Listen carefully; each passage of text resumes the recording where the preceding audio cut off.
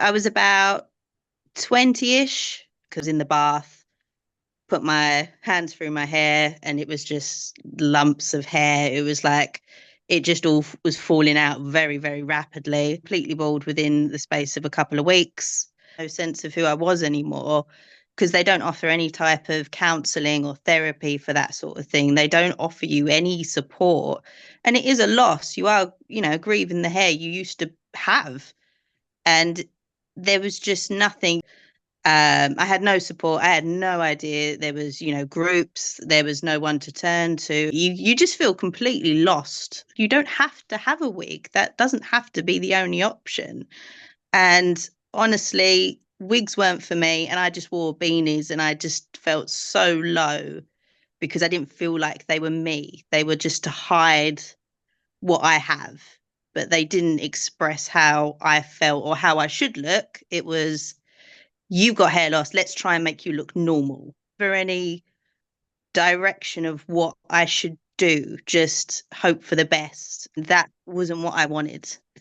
Now I'm like, I can just keep my turban on, and that's what gives me confidence. That's what I wish someone had gave me, like a pamphlet as soon as I'd lost my hair, and say, these are options, these are paths you can choose. What do you think you'd like to see for people who are going through hair loss? So I try to look at it as for the next generation of, what would I like my daughters, if they had this, what would I like to have for them as support? And I think counselling would be something that anyone going through hair loss should be given, is the opportunity to speak to someone. Information about the possible causes of it, not just stress, because there are more causes than that. And then advice on headwear, like turbans, beanies, wigs, but there needs to be safer options because there's so many people on the internet now that take advantage of these things and stuff. So for me, it's that support and choice. So I've got alopecia, so I lost my hair 30 years ago at the age of 14.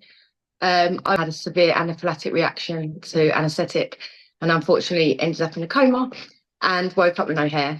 So for me, I kind of obviously have gone down the wig route, and I've got a wig salon on the back of it now because I just found I wanted to sort of share my obsession with the world. And I thought, if I can enjoy it, why not let everybody else kind of come on board with me? And I think my mum started it 23 years ago because we had some really negative experiences out there. I walked into many places, came out in tears. A bit like you were saying, the story of having to wear a wig as a child, it being itchy, scratchy, looking like a wig, and having to go through all that.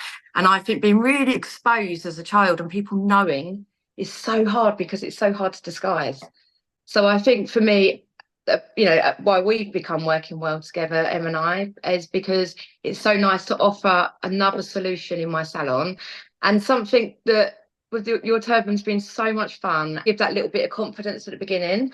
And then I think obviously the turban's been so luxury, makes it so much easier for so many people when the hair loss is happening, and we can give the advice on the hair loss, but obviously having the turbans that feel nice but look awesome. It takes the negative out of hair loss. It's just been a real help, and to be able to look cool with it rather than feel like you have hair loss, it's been really, really enjoyable. So that's that we want to work on is a free headwear bank, and you guys have kind of said you'll accommodate that. So we would donate a load of headwear to you, and when you have people coming in, you'll be able to give them a piece. What kind of impact do you think it would have? I think it's going to be huge, because I think a lot of women, certainly when you're going through treatment, any hair loss, it's suddenly an investment that you have to make that you didn't want to make. And I think if you're coming in and having to purchase a wig, even if you're getting one on the NHS, it's always forking out, and maybe you're not working and it's not a priority for you. So, I hear so many of my patients and clients say, it's really not a priority for me at the moment. I've got kids at school, I've had to give up work, or I've had to take a break or career break. So a lot of the time they'll put themselves on the back burner. And I see it all the time. And they might come in wearing cheaper headwear, but their head's burning or itching or irritable. I know with mine, it can be really sensitive. So you need to be wearing something really amazing on your skin. So I think to be able to give them an option of a luxury item that can support, and it's done free of charge, will be a game changer. It's nice having other options, not just thinking I've got this one option that actually doesn't suit my lifestyle. So I think it's paramount. I think it should be a solution that's out there anyway. So I think to be able to offer it to so many people will be literally a game changer for many. Yeah. I was diagnosed with bowel cancer in 2021, and my first round of chemotherapy, I didn't lose my hair at all. And then, unfortunately, the cancer came back, and this time it came out almost straight away. That's been part of this process for me, because I didn't expect to be as affected by it as I was. Obviously, I knew it would be difficult and it would be, traumatic, but I didn't think it was going to be as bad as it has been, definitely. In the chemotherapy unit, it is just like wig. And until I came across your headwear, I didn't, obviously I'd seen people wearing like turbans and different kinds of headscarves and things. But yeah, it was a real eye-opener that there were different avenues that I could explore with it. Again, like Emily was saying earlier, just to know that there's a choice out there, and it can also be a choice. And since I found you, you actually do really care. I think the personal aspect of that is really important, because like Emily said, you can go online and search for a wig, but the people who are selling it to you don't care about you. They don't care about your hair loss journey at all. They just want to make money. And I don't feel like that with you. To have the choice, but also the personal touch is really important to me, definitely. So way back 7 years ago, 2017, was diagnosed with breast cancer, went through chemotherapy, was actually okay with my bald hair, didn't want to wear a wig. Again, I wasn't given much information, found sort of a style I liked, tying myself.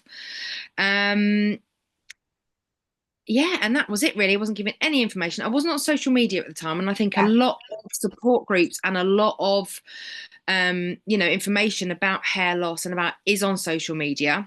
Yeah. And I wasn't on it at the time.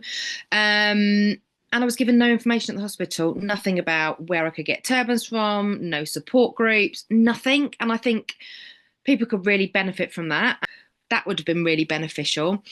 I just assumed my hair would grow back. I thought I'd have thick curly hair by now. Little did I know it hasn't happened. I hate it. I've tried to grow it, but it's awful. I was given false hope, told it was going to grow back, tried so many lotions and potions. It's a type of alopecia. Okay. Which is what these things that are seen as luxuries are actually essential items, and they can be really costly. Tell everybody what happened to your hair. So Elodie was diagnosed with leukemia in March 2021. So obviously went through kind of 2.5 years of chemo. So when she was diagnosed, we kind of were told that probably within about 4 weeks that her hair would be gone. It was annoying. And obviously we measured her up and you stitched her some, and then the rest is history. Eating food and it kept going in my mouth. To kind of shave it off and bath in peace, eat in peace, sleep without having just hair all over the pillow and stuff like that, didn't we? Hang out, isn't there? Because people, I normally wore a dress and people normally said, why is that boy wearing a dress? Quite conscious that people were staring and things like that at the time. But obviously we found you not long into our journey, which was amazing. The only option you get is just a wig. You know, that she was 6 at the time.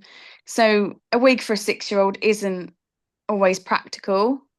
So we were just kind of looking for something that she could wear quickly. And she did end up with a wig, but you didn't really wear it very much.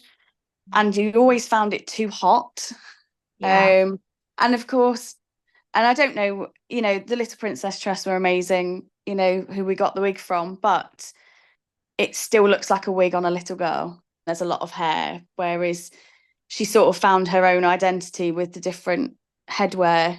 She could match it to outfits, and all that sort of stuff.